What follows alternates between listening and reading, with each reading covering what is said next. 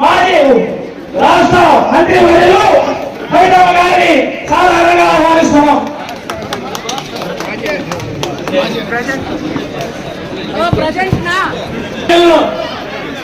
ఆశీర్గా కోరుతున్నాం. అదేవిధంగా కోరుతున్నాం. అదేవిధంగా గౌరవనీయులు భీమవరం మండల కోమకోట అధ్యక్షులు ఎంసీ కృష్ణ గారిని సాధారణంగా వేదిక మీదకి ఆహ్వానిస్తున్నాం.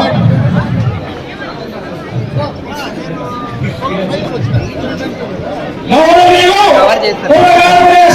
డైరెక్టర్ సుబ్రహ్మణ్య గారిని వేదిక మీద రావాల్సిందిగా కోరుతున్నాం.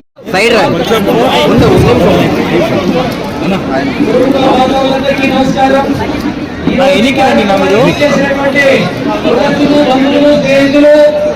బీసీ కులస్తులు ఓసీ బీసీలుగా తారతమ్యం లేకుండా అందరూ వచ్చి ఈ కార్యక్రమాన్ని జయప్రదం చేసినందుకు అందరికీ కృతజ్ఞతలు. అలానేటువంటి తలపైన టెంకాయలు కొట్టే కార్యక్రమం గౌడ్లో కింద గౌడ్లో జరుగుతుంది. అందరూ కూడా ఆ పవిత్రమైనటువంటి కార్యక్రమాన్ని తిలకించి ఆనందించి స్వామివారి కృపకు పాత్రలు కావాల్సిందిగా మరి ప్రార్థిస్తున్నాం. సంతృప్తికరమైనటువంటి ఆహారం ఏర్పాటు చేసినటువంటి ఈ కుటుంబకుల రిపోర్ట్ మండలం తరఫు చేసినటువంటి కార్యక్రమం విశ్వనాథ్ గారు మన ఆహారము ఏర్పాటు జయంతి మనం నిర్వహించుకుంటా ఉన్నాం. దీన్ని అధికారికంగా నిర్వహించేటువంటి అవకాశం కల్పించింది మాత్రం తెలుగుదేశం పార్టీ ప్రభుత్వం, చంద్రబాబు నాయుడు గారు అని చెప్పే సందర్భంగా నేను తెలియజేసుకుంటున్నాను. ఈరోజు కనకదాస్ అనేది ఒక కురబ కులస్తులకే పరిమితమని నేను అనుకోవడం లేదు.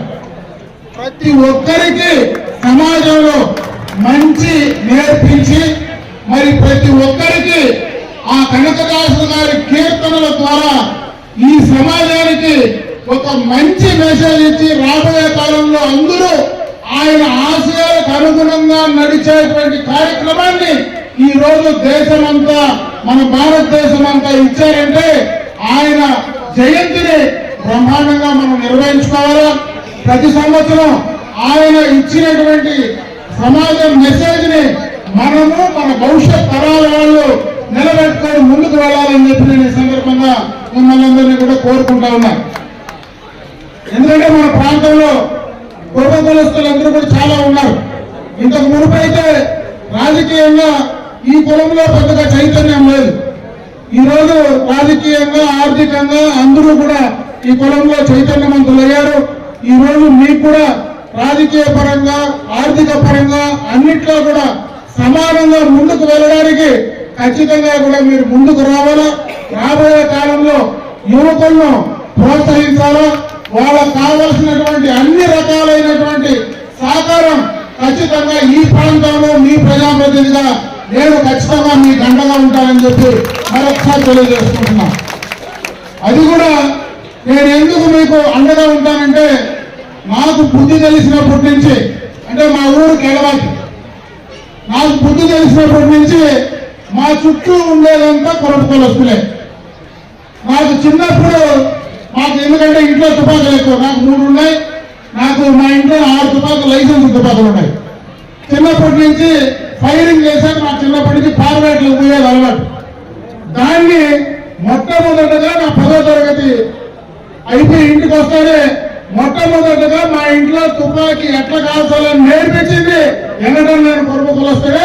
ఇంట్లో మెయింటైన్ చేసేది కూడా వాళ్ళే అని చెప్పి సందర్భంగా తెలియజేసుకుంటున్నా. ఈ రోజు కూడా ఆ కుటుంబాలన్నీ కూడా కలిసే ఉన్నాయి. కలిసే ఈ రోజు దాకా ఇంట్లో మంచి జరగని, చెడ్డ జరగని, ఇంట్లో ఏ కార్యక్రమం జరగని ముందు ఉండి నడిపించేది కూడా ఇంట్లో కుర్మ కులస్తులే అని చెప్పే సందర్భంగా తెలియజేసుకుంటున్నాం. ఎందుకంటే మేము ఒకే కుటుంబంలో పెరిగాం.